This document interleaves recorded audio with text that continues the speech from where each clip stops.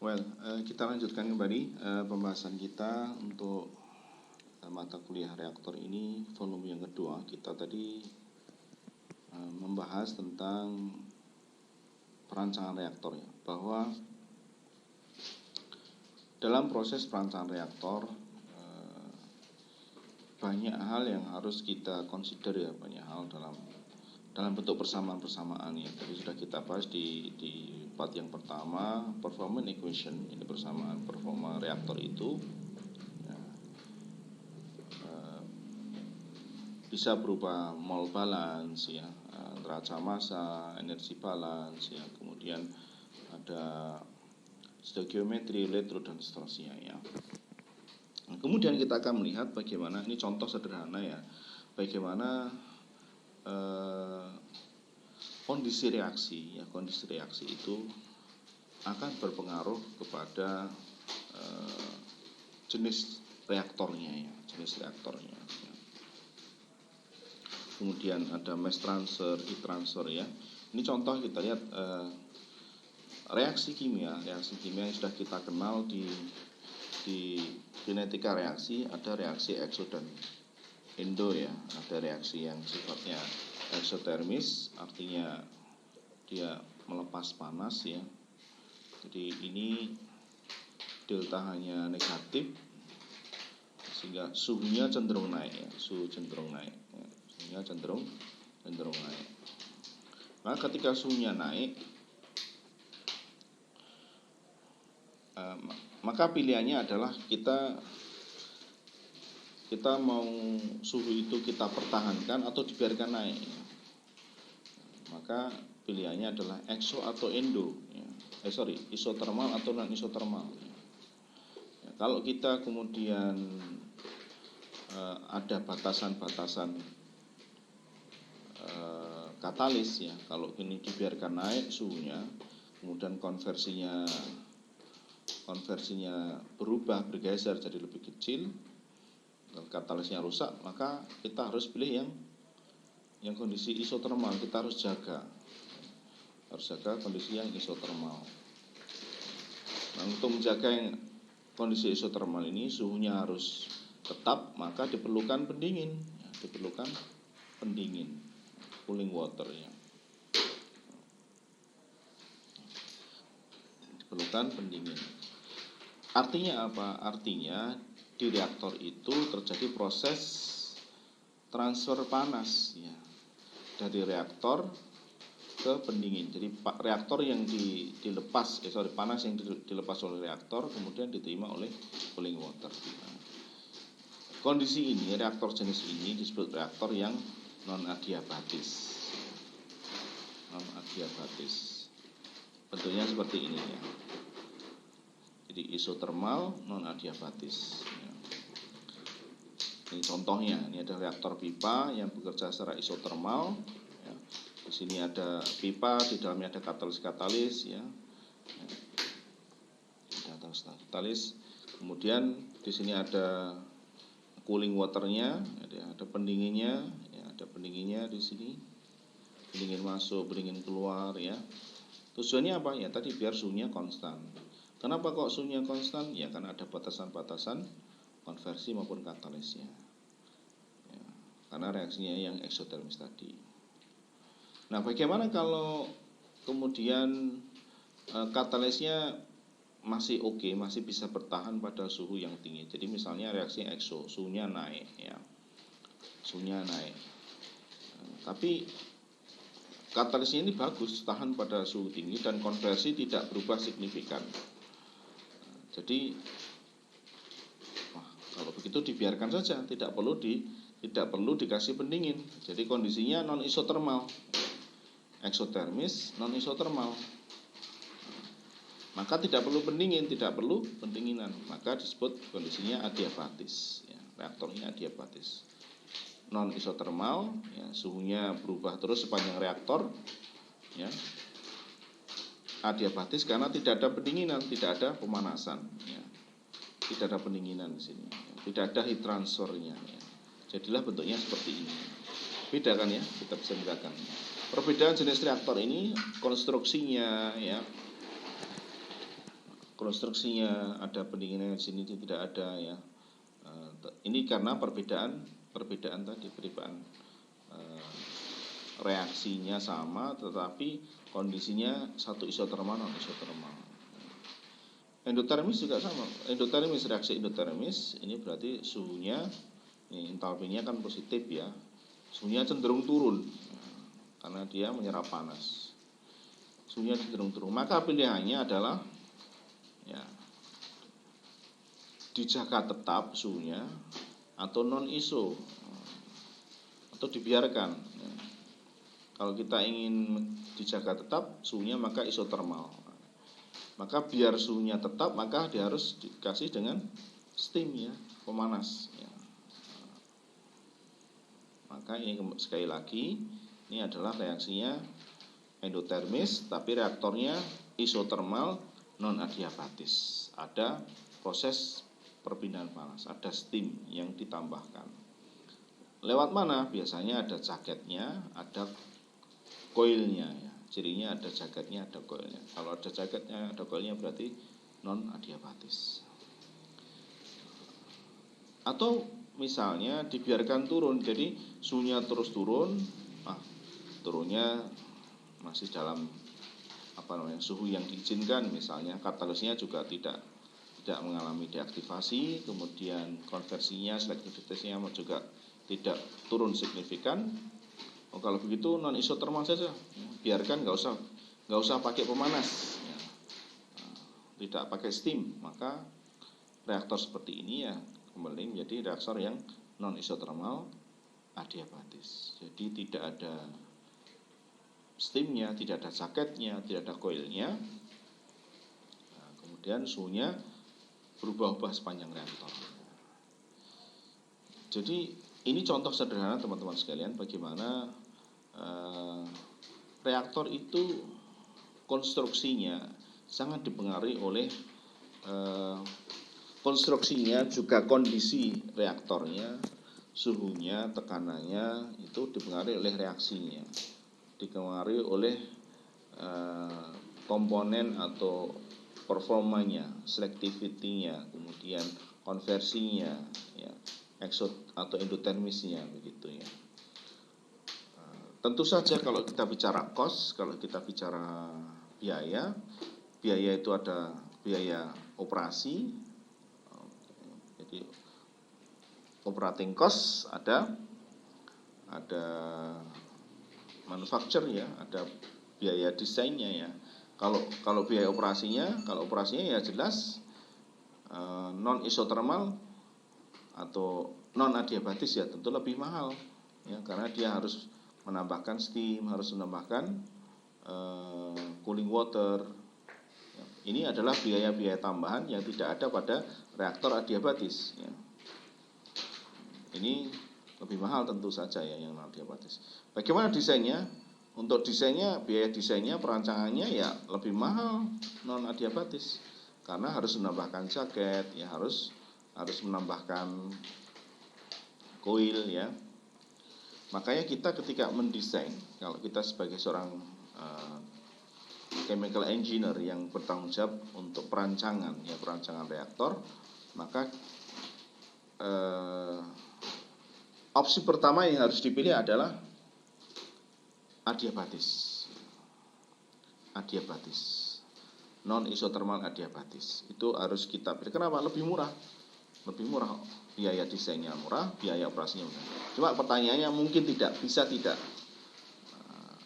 Artinya bisa tidaknya itu maksudnya pertimbangannya konversinya geser tidak, konversinya turun signifikan tidak, katalisnya rusak tidak.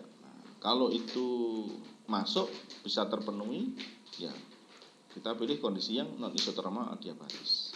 Tapi kalau kemudian itu tidak memungkinkan ya, kalau kemudian suhunya terlalu tinggi atau turun ngedrop ya, sehingga katalisnya menjadi tidak bekerja, tidak aktif, kemudian konversi atau selektivitasnya turun ya, mau tidak mau harus mengambil keputusan isotermal non adiabatis. Begitu ya teman-teman ya. Ini saya kira kerangka contoh bagaimana transfer massa ya, reaksi, kinetika, ya, ini berpengaruh dalam penentuan jenis reaktornya. Ya. Baik, dalam perancangan reaktor atau desain reaktor kita harus membuat keputusan-keputusan, ya, harus mengkonsider beberapa faktor, ya. Tergantung ya fasenya, ya. Jadi nanti kita harus menentukan. Jadi beberapa yang harus kita ambil, ya, sebagai chemical engineer, ya. Kita harus memilih reaktornya jenisnya apa. Nah, nanti akan kita lihat jenis-jenis reaktor di part yang berikutnya, ya, video part 3 nanti. Apa reaktornya jenis apa? Apakah jenis tangki atau pipa, ya? Apakah berbentuk tangki atau bentuk pipa, ya? PFR, plug flow reaktor. Apakah kita mau memilih jenis batch atau flow, ya. Ini tergantung apa? Ya, tergantung kita harus mempertimbangkan ini, tergantung banyak hal, ya. Fasenya apa, ya. Fasenya cair kah, cair gas, homogen atau heterogen, ya. Kemudian ada katalisnya tidak, ya. Kemudian juga berapa waktu tinggalnya, gitu. Jadi reaksi untuk berlangsung, untuk konversi yang kita kendaki itu butuh waktu berapa lama, ya. Space time atau resident time-nya, gitu. Nanti kita akan lihat pada part-part berikutnya, ya. Itu yang harus kita consider untuk menentukan jenis reaktornya apa, ya. Kemudian, ya, katalis ini seperti tadi sudah sering kita singgung tadi, akan menentukan jenis reaktornya. Katalisnya apa? Pakai katalis tidak, ya.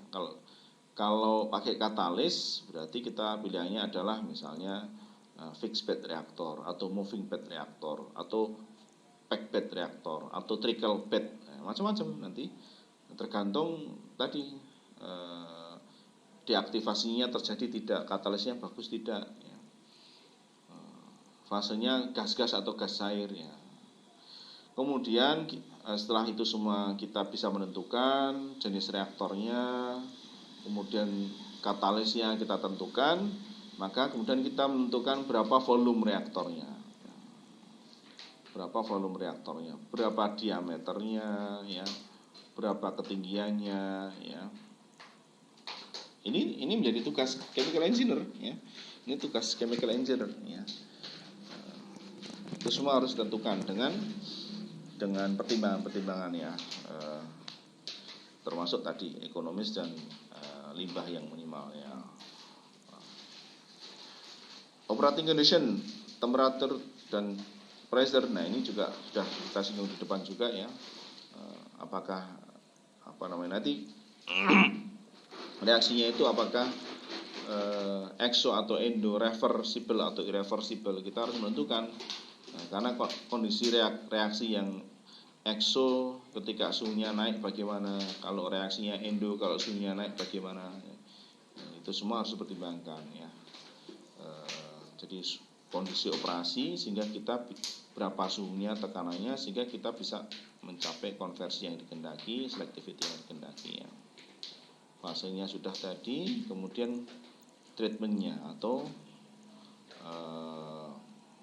ya kondisi reaktannya, ya.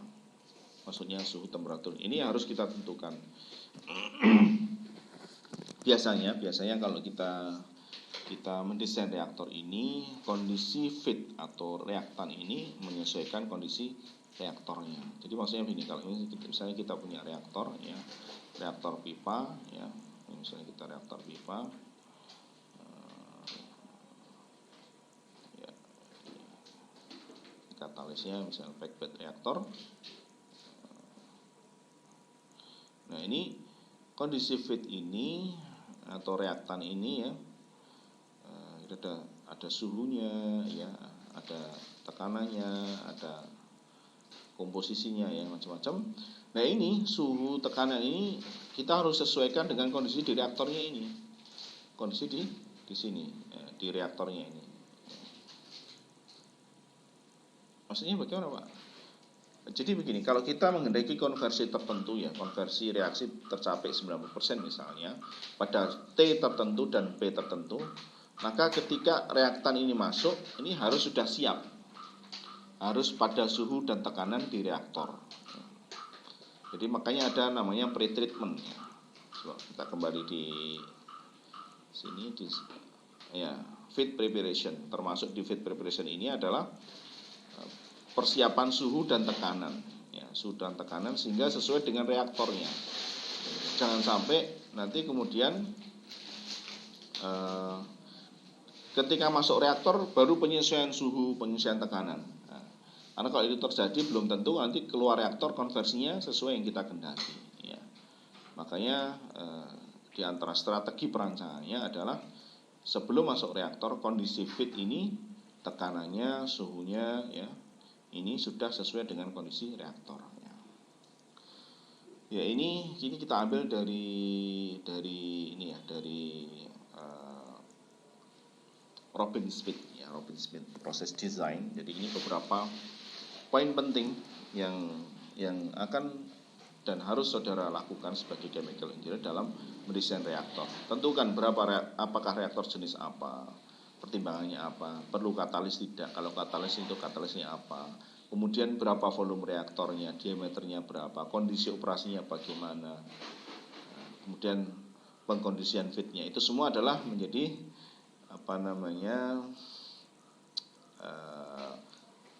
hal-hal, poin-poin yang harus dipertimbangkan dalam mendesain reaktor ya.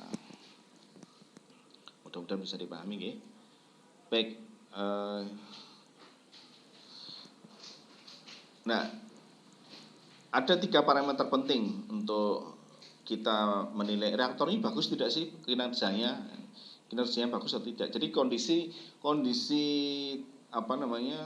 reaktor, tekanan ya, kemudian pressure ya, katalis ya. Ini pertimbangannya harus melihat performanya, konversi reaksinya, selectivity ataupun yieldnya. Ya, ini saya rasa bukan hal yang baru, sudah mengenalnya di ATK, kemudian juga di mata kuliah yang lain, ATK, kimia dasar mungkin sudah, atau di mata kuliah KRH mungkin juga ada. Jadi konversinya yang kita hendaki tercapai tidak. Misalnya kita menghendaki 95%. Maka kita harus mengatur tekanannya, pressure-nya, katalisnya sehingga tercapai konversi itu ya. Kalau reaksinya adalah reaksi kompleks ya, yang mana terbentuk main product ya, main product dan juga side product ya, produk samping, maka kita harus kemudian bermain selectivity atau bermain yieldnya ya. Jadi bagaimana main produknya bisa maksimal dan side produknya bisa sekecil mungkin. Nah, jadi pengaturan penentuan suhu, kemudian penentuan pressure, kemudian katalis, kemudian dimensi reaktornya, ketinggiannya, diameternya, semuanya ini didesain berdasarkan pertimbangan performa reaktor yang baik, yaitu konversi yang tercapai, selectivity ataupun yieldnya ya.